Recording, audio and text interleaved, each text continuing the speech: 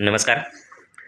Eggs incubator engineer YouTube चॅनलवर आपल्या सर्वांचं स्वागत आहे. तर आज आपण एक स्मॉल इन्व्हर्टर बनवणार आहोत. तर त्यासाठी आपण बघूया काय काय घेतलं ते. त्यासाठी आपण एक छोटीशी बॅटरी घेतलेली आहे, जी की माझ्या गाडीमध्ये होती. त्यानंतर एक किट 200 वॅटची घेतलेली आहेत आणि एक 12012चा ट्रान्सफॉर्मर घेतलेला आहे 5 एम्पियरचा. आता आपण याचं कनेक्शन कशा प्रकारे केलं ते पाहूया. सुरुवातीला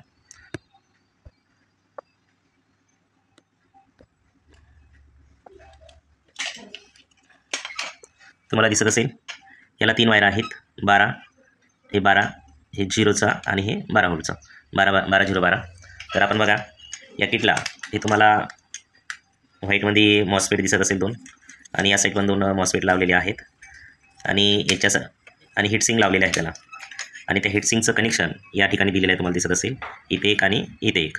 तर या दोन्ही ठिकाणी आपण ट्रान्सफॉर्मरचे 12चं एक इथं कनेक्शन दिलेलं आहे हीटसिंगला आणि दुसरं कनेक्शन या ठिकाणी दिलेलं आहे.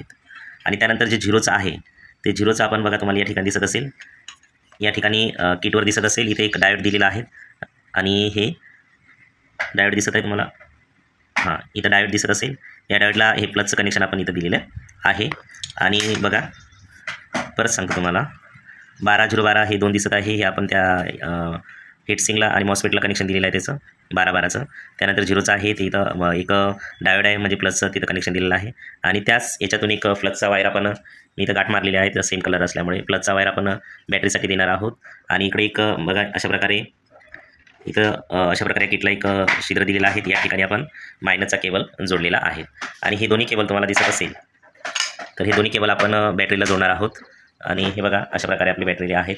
आपण हे बॅटरीला केबल जोडून घेऊया आणि कशा प्रकारे आउटपुट येते ते आपण मल्टीमीटरच्या साहाय्याने पाहूया. तर मी बॅटरीला जोडून घेतो.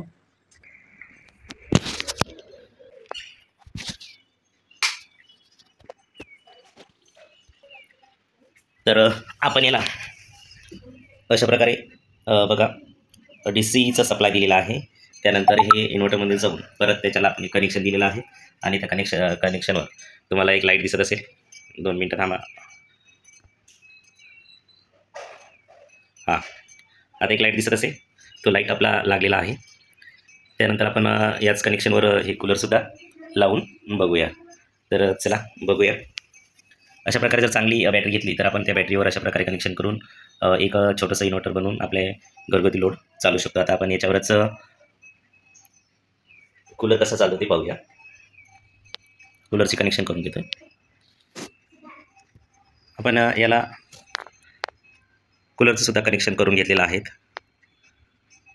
तुम्हाला दिसत असेल ही कूलरची पिन लावलेली आहे आणि हे इन्व्हर्टर आपलं. आणि अशा प्रकारे, परंतु कूलरला जास्त लोड येत असल्यामुळे पाण्याची मोटर चालू झालेली दिसत असेल. पाण्याची मोटर चालू झालेली आहे आणि आपण कूलरसुद्धा चालू केलेला आहे, पण त्याला जास्त स्पीड नाही, पॉवर जास्त लागते. आपलं हे 200 वॅटचंच आहे, त्यामुळे कमी याच्यात ते फिरत आहे. अशा प्रकारे आपण एक छोटंसं इन्व्हर्टर बनवलं होतं. त्या इन्व्हर्टरचा डेमो वगैरे आपण पाहिलेला आहे. Thanks for watching.